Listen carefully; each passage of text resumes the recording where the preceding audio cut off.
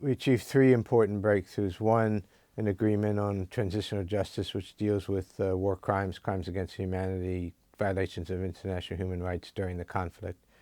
Secondly, the two sides set a date for signing the final agreement of 6 months from, which will be March 23rd in 2016. And third, and very important, the two parties agreed that after the signing, 60 days later, the disarmament process has to begin.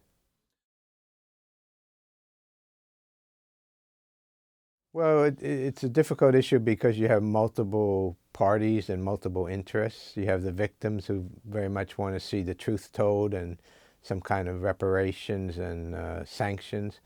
You have the FARC, which wants to get into politics and doesn't want to spend their time in jail.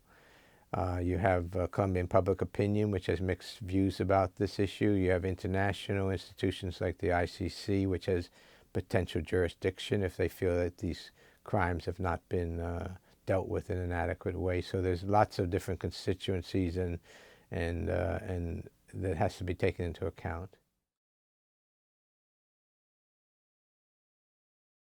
The process that worked was that the sides agreed to appoint a special committee of lawyers who are experts in this area to hammer out the basic framework of the agreement.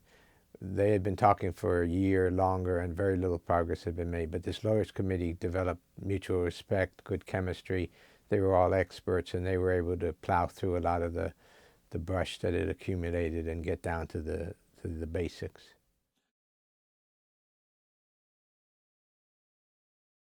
The process has lacked a mediator, somebody who can sometimes offer bridging proposals or interpret each side to the other. I think I've helped on that front, sometimes counsel one side or the other about how to achieve a goal that takes into account the other side's point of view.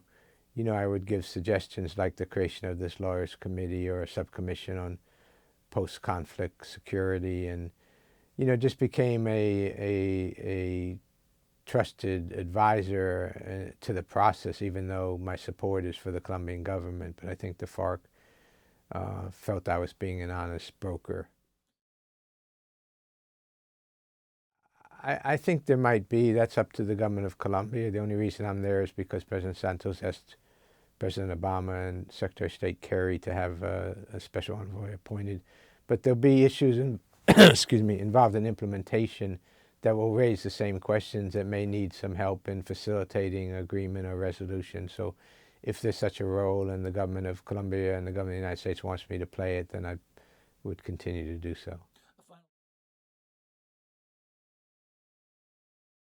Well, excess optimism always makes me nervous.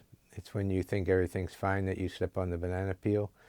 But look, there are still some issues that have to be negotiated out that are important issues, particularly involving disarmament and the modalities of disarmament. And then there's always the danger when you're in a ceasefire that's not a formal ceasefire, it's an informal ceasefire. You don't have a separation of the army. You have armed groups moving around similar territory. So far that's holding well, but we saw it break down in April and there was tremendous violence.